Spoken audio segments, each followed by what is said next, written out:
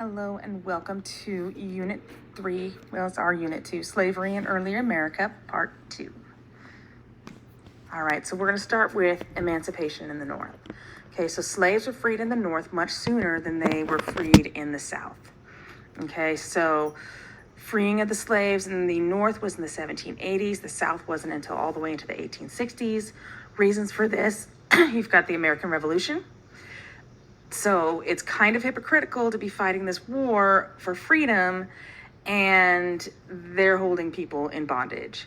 Evangelical Christianity, they felt that it was against God's will to hold people captive. And for economic reasons, in the North, you have smaller farms and you don't have the big plantations that they do in the South. The plantations in the South, it was more feasible to have a lot of slaves and maintain them because of the numbers. But when in the North, they only had smaller farms and factories and stuff. So they would only have 2 or 3 slaves. And so the upkeep of those slaves became very expensive.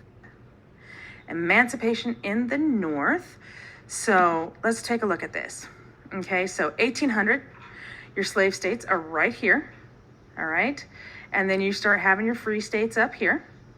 Okay, and you start getting these free territories, and these guys aren't even really part of America yet. Okay, but here goes 1861, right around the end of the Civil War. Okay, you see a huge change. All right, so let me walk you through this a little bit.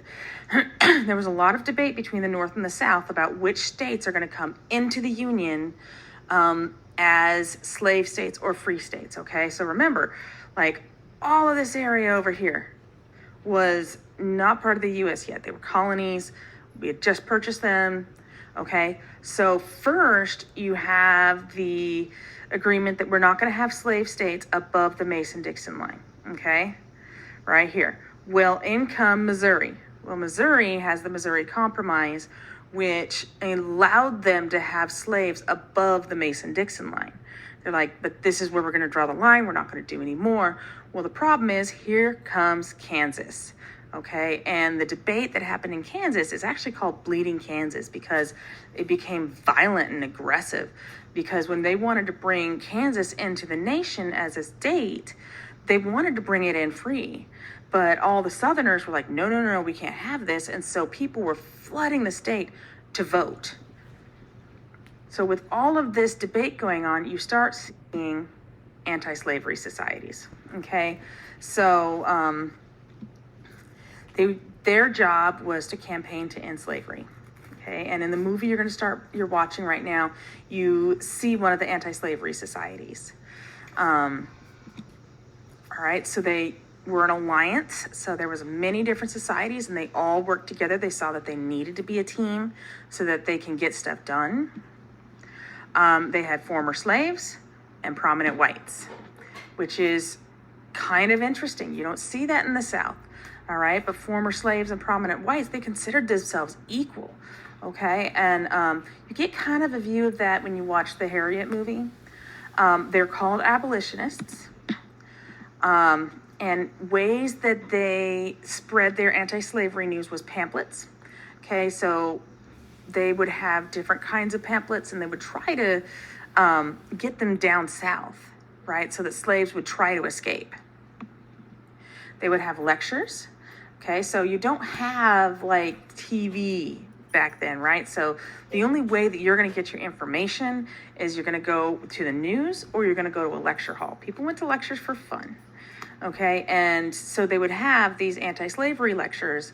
And so people would be able to come and learn all about what it is.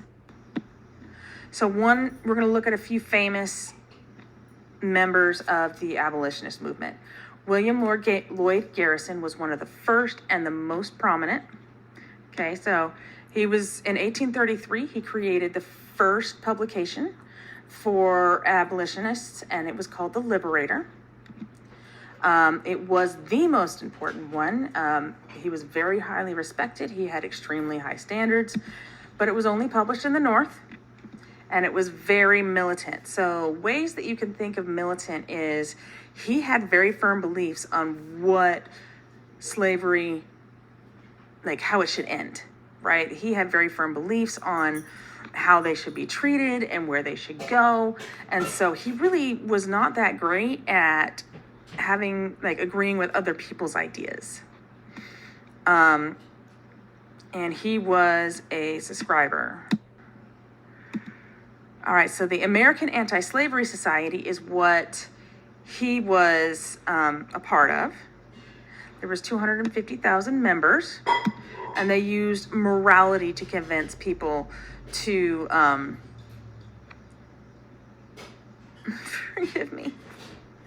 They used morality to convince people that slavery was not supposed to be legal. It's immoral to keep people as slaves. Okay, now here's the interesting thing. Remember I said he's a member of the GA. He denounced churches. Okay, so he was not a Christian. A lot of anti-slavery movements, they're Christian movements, all right? They're in churches. A lot of churches helped people, but he felt that this needs to be strictly a moral thing and not a religious thing. He also fought for women's rights. So you're going to see a lot of these abolitionists, once slavery was won, they moved on to the next thing. And the next thing was women's rights. But he also didn't vote. He didn't believe in it. He didn't believe that his vote would do anything. So he was kind of an interesting character, but he was the first big guy. He got people's attention. Now we've got Frederick Douglass, probably one of the most famous abolitionists. He was born a slave, right? So he actually had been sold and ran away and captured and resold many times. When he was a child, one of his owners, he was a companion for a little boy, I think in Massachusetts, maybe Baltimore, probably Baltimore. And so as the little boy was learning how to read, he learned how to read. So it was illegal to teach a slave to read, but because of the unique situation and his slave owners were a little bit more forward thinking, he learned some of these skills. But he did escape, and he ran and got his freedom. His freedom was eventually purchased. People raised money and purchased it for him. And he was an abolitionist. He was a very prominent one. He did not get along with William Lloyd Garrison. He kind of studied under William Lloyd Garrison for a little bit, and Garrison saw that he had all this potential. He was a really great lecturer. Like when he got up there and he told his story, he held people in the palm of his hands, right? So Garrison was really a fan of his until their ideas clashed. He also was a woman suffragist. So here's where you start seeing their ideas clash. He was an author. In 1845, he wrote his first book, The Narrative of the Life of Frederick Douglass, an American Slave. There's a lot of controversy over whether or not he wrote the book. He probably had some help, but it's a fantastic book, and if you're interested in it, it is on my shelves. But it tells his story, and it sold 11,000 copies, and it was translated into a ton of different languages. But one thing was he was worried about the owner,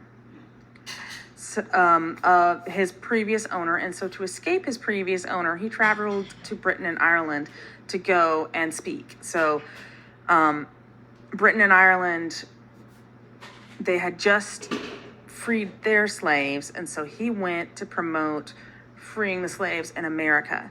So this is before they purchased his freedom for him. Okay, but then here it is. Here's what got him in trouble with William Lloyd Garrison. He was a publisher of the North Star. Okay, the North Star was Frederick Douglass's newspaper, and he promoted more radical thinking, more radical action. So you've got Garrison, who's like, we just need to talk about it, where Douglass is like, we need to do something, we need some action, right? And so he published his monthly, and his motto was, right is of no sex, truth is of, I'm not sure, God is of us all. Okay. Here is an image of his North Star newspaper. You can look up in the archives some of his different newspapers. So he was educated, like I said, he was one of the few that were. And he felt that education was a key for African Americans to improve their lives. He felt that they needed to learn how to read and to write, because if they didn't know how to do this, they can get swindled. They can't they can't move forward in life. So keys for success in life. Here's what he believed. Believe in yourself. Take advantage of every opportunity, right? If you're gonna go for freedom, you gotta go right then and there. You see a spot, you go, you do it, right? And use the power of spoken and written language to affect positive change for yourself and society. He learned with writing of his book that he was able to make this huge change. Like, it was groundbreaking, his book coming out. All right, Sojourner Truth. She is another famous abolitionist. She was a slave. She was a spiritual seer, so very similar to Harriet and Harriet Tubman, the movie about Harriet Tubman. Okay, she was illiterate, so she could not read. And she was also sold many times, so very much like Frederick Douglass. But she did become free in 1837 when New York freed all of the slaves. Here's where she's unique. She had a court case. Her son Pierre, 5 years old, was sold illegally. Okay, so remember, she was freed when they freed the slaves up north. Somehow, her son got captured and was sold. Well, she went to the courts and she sued to get him back. And she won. That's a huge deal. I mean, you're going to see around this time another case where a slave is suing for his freedom in the South, and he said, and that case comes out and says, you know what, you're property. You don't matter for anything. So for her to be a woman and to be able to win a court case against a white man, it's a big deal. So she is the first Black woman to go to court against a white man and win the case. So she is quite the lady. Harriet Tubman. This is who you were watching the movie about. She was a slave in Maryland. She escaped. She was also illiterate. She made 19 trips from the north to the south and back. She carried a pistol, just like the movie said. There was a lot that is accurate in that movie. You'll be free or die. So this is true. That scene where she held the gun out to the gentleman and said, hey, look, here's the deal. You're either going to go or I'm going to shoot you. It was true. She wanted to ensure that he didn't run away and expose them. And I think that's one of the big reasons why she managed to win. Okay, so she carried a pistol. She freed 300 slaves. Okay, so here's her notice that is published in the Cambridge Democrat, offering a $300 reward for her and her brothers. So she was also known as Moses. Okay, if you remember Moses from the Bible, he led the slaves out of Egypt.